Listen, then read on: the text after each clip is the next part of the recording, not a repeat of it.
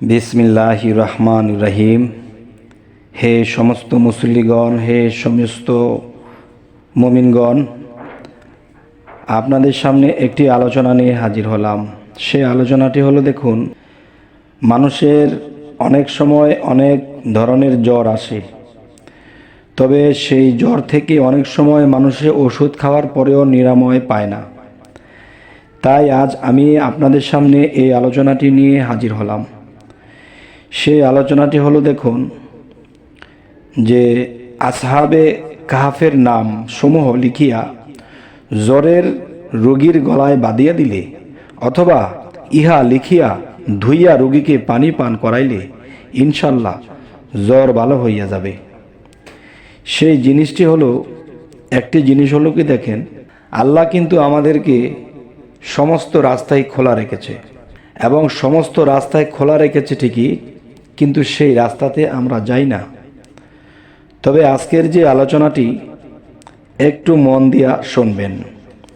এখন যে আলোচনাটি করতেছি সেটি হলো যে মানুষের জ্বর আসলে সারতে চায় না, তাই আসহাবে কাহাফের নাম সমূহ লিখিয়া জ্বরের রোগীর গলায় বাঁধিয়া দিতে হবে, অথবা এটা কোনো কাগজে লিখিয়া সেটা ধুইয়া পান করাইলে ভালো হয়ে যাবে। এবং নিচের যে লেখাটা দেখতে পাচ্ছেন স্ক্রিনে, এই 16 সেই আয়াতের অংশ।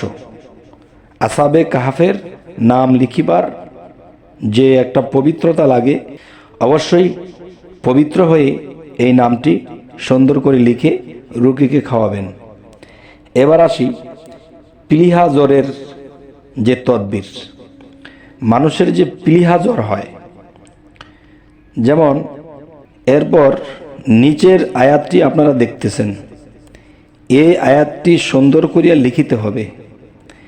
লিখে কাগজে লিখিয়া প্লীহার উপর বাঁধিয়া দিলে প্লীহা জ্বর ভালো হইয়া যাবে।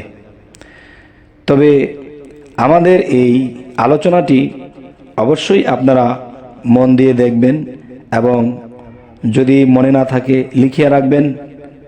এই আলোচনাগুলো শুনে যদি মনে রাখেন, নিজের উপকার এবং অন্য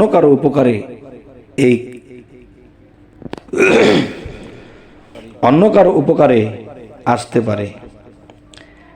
এবার আসি গাথাপালা জ্বরের তদবির নিয়ে।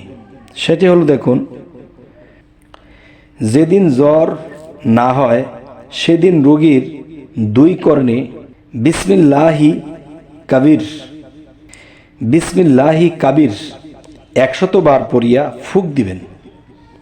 যেদিন জ্বর না হয় সেই দিন রোগীর 2 কর্ণে, মানে 2 কানে, বিসমিল্লাহি কাবির 100 বার পড়িয়া ফুঁক দিবেন, এবং ইহা লিখিয়া রোগীর গলায় হাতে বাঁধিয়া দিবেন। আল্লাহর ইচ্ছায় আর জ্বর উঠিবে না। তবে হে জগতবাসী, আল্লাহ আমাদের জন্য এত সুন্দর পথ খোলা রেখেছে, আমরা এই পথে থাকি না, এই জিনিসগুলো মানি না, যার ফলে আল্লাহ কিন্তু একটা কথা বলেছে, আমি রোগ দিয়েছি, রোগের জন্য নিরাময়ের ব্যবস্থা আমি কোরআনেই দিয়েছি, তোমরা সেই ব্যবস্থা নেওনি, যার ফলে তোমরা ভুগিতেছ। তাই আমি আজ এই আলোচনা জ্বর সম্পর্কে আপনাদেরকে করলাম। তবে পরবর্তীতে অন্য আলোচনা নিয়ে আপনাদের সামনে হাজির হব ইনশাল্লাহ। সকলে ভালো থাকবেন, এবং যারা নতুন আছেন অবশ্যই সাবস্ক্রাইব করে রাখুন, পরবর্তীতে ভালো ভিডিও নিয়ে আসতে পারি।